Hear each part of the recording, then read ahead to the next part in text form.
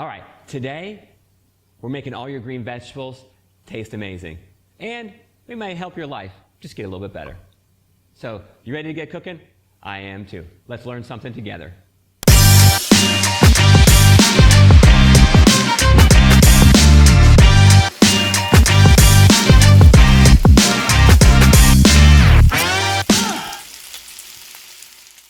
I'm Chef Jeff from the Sweet and Savory classroom, and the classroom here is where we teach things. We want you to learn things at home so that you can be better at cooking and better at life, and that's just kind of like what we're all about. So today we're going to be blanching broccoli, and the way I work, I kind of work in concepts. So when you have a cooking concept, it really works no matter where you take it, what you do with it, or what you cook with it. And so I'm not really just teaching you how to cook broccoli today, I'm teaching you how to blanch something. And when you blanch something, it just makes it taste better. It really brings out all the natural goodness that's in the food. Now, blanching is great for green vegetables. That's one of the main things you use it for, and so that's what we're gonna go with today. We have this beautiful broccoli, and then I've got my knife to cut it with. I've got salt to salt my water with. I've even got my pot of water back here boiling. I've got a bowl of water. I've got a bowl of ice. So this is called a spider, and we use this a lot to kind of scoop things out of water. Now, if you don't have one, you could use a slotted spoon. You could use a pair of tongs. You could use whatever you want to, whatever you've got at home, but we have a spider here, and these work fantastic. So now I have everything I need, and so we're gonna get cooking. So the first thing is we're gonna peel this broccoli. And so a lot of times people just cut this, they just cut the stem off right here and just use the florets. But when you've got a nice stalk like this, if you peel it, and you get down to the white part, there's actually really a lot of great food, great broccoli flavor underneath that, but you have to kind of get down and through all of this fibrous stuff before you do. So that's why we're gonna peel it first.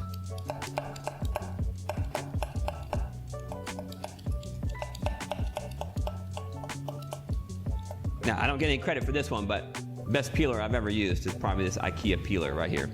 So I've peeled it, and then I'm gonna go ahead and peel this other one. Not always the easiest to get through some of those harder parts on the outside, but it's worth it. There's actually a nice sweet flavor in the stalk, and so broccoli has a little bit of bitterness to it, and if you want to get some sweetness and balance that out, well,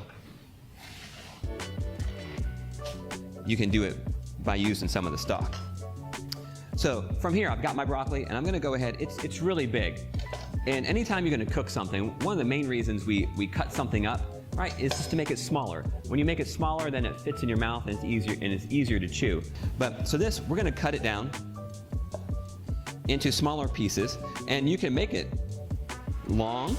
So I've got these kind of like long pieces if you wanted to, depending on what you're doing for your plate. We've got nice spears coming out of it, right? Think pieces like this. And these are a great size. I can make that size edible. I'm okay with, if you're putting on a plate, I'm okay with 1 or 2 cuts to make it edible. Right? And so we've got some long, some short, which really isn't bad to use on a plate presentation. I mean, this one does look a little odd, so maybe I'll cut that piece off, and when this cooks, I'll just eat it. Not all vegetables need this type of prep. I mean, your green beans might be ready to go when you buy them. Maybe you have to pick the tips off of them. There's just a lot of different prep that you might have to get into.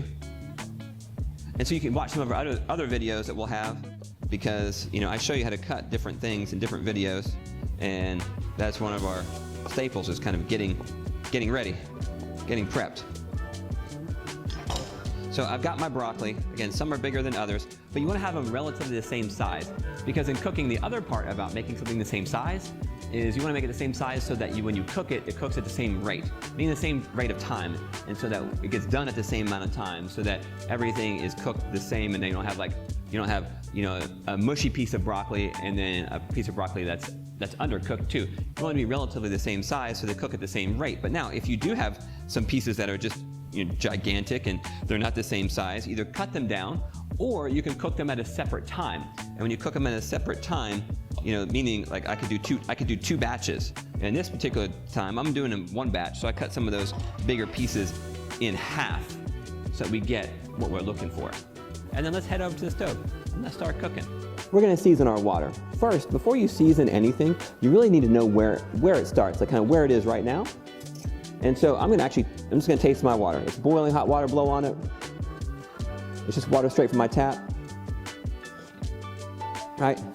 And once you get an idea of where something starts, it's only then that you can actually take it and build it up to where it needs to be. So I'm gonna salt the water. And you're gonna think, wow, it's a lot of salt, but it's a lot of water. So the goal is to season your water like it's a soup. Let's get a bigger spoon and stir that till it dissolves.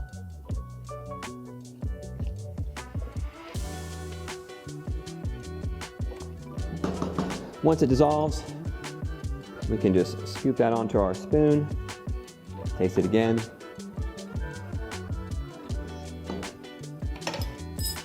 It's good, but it's not great. So the thing about your water is you want your water to taste absolutely amazing. Okay? If your water tastes amazing, then everything you put in it will taste amazing. If your water doesn't taste amazing, well then, you get what you get. And a lot of times people are really scared about putting salt in their water, but just know this. Yes, you can over-salt the water, but it'll take a lot. It'll take a lot of salt. So your vegetables, your pasta, your eggs, whatever you're cooking in this water, most likely, it'll only soak up the salt that it needs. It'll leave the rest behind. Now that's fantastic.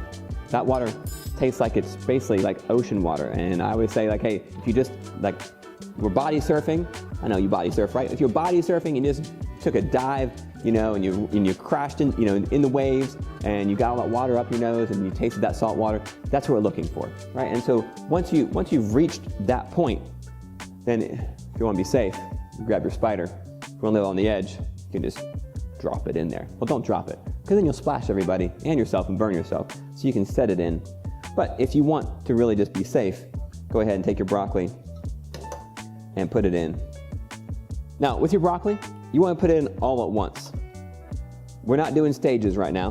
There's no need to. We have plenty of water in here. Want to get it all down inside the water. And the goal is to not lose your boil. Now, I was close. If you look down here, you can see I still got some bubbles going on. Right. And you don't want to put too much broccoli in it's called overcrowding. You overcrowd the pan, the pot, the water will cool down, and then you won't get the results that you're looking for. You don't have the broccoli to be perfect. It has to be bright green and soft enough to eat. Those are the two things I'm looking for.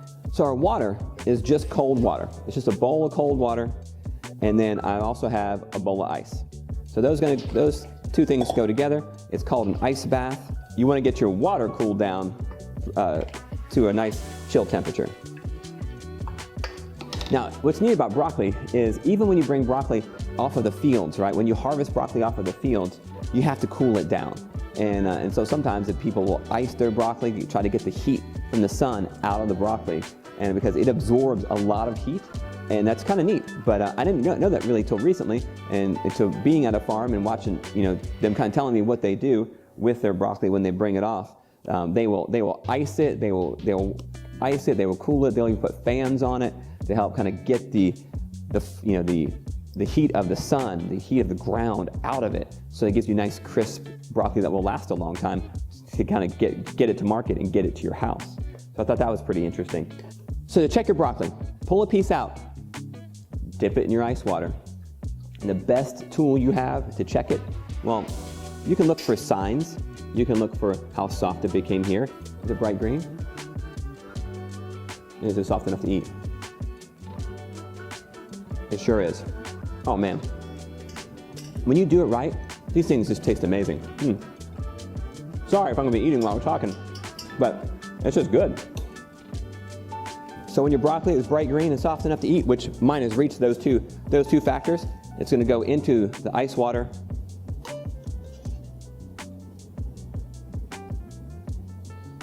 With broccoli in particular, you want to be gentle with it because when it is perfect, the florets will tend to break apart. So you want to be gentle with them as you're cooking.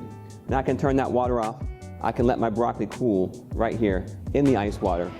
And then in a few minutes, when it is cooled all the way through, I will go ahead and drain the water off and then use it for whatever purpose I'm going to, whether I'm going to cut it up and put it in a salad, whether I'm going to heat it back up and put it on an entree item, and whatever you're going to do with it, then you can take that step when you get there. But if you don't want your broccoli turning brown and getting gross, this is the way to do it. Properly blanch it in boiling salted water, finish it in ice water, and then drain it properly before you store it. And you'll have great green vegetables. And really, this principle works well for other things too. If you want to cook a bunch of pasta ahead of time for some sort of gathering you might be having or something like that, you could do this as well to your pasta ahead of time, and then all you have to do is just kind of reheat it quickly or however you're going to serve it. So hopefully this cooking skill has given you some new knowledge. So if you learned something, please hit the like button, hit subscribe, and then also hit that notification bell so you can get updates of when our next videos come out.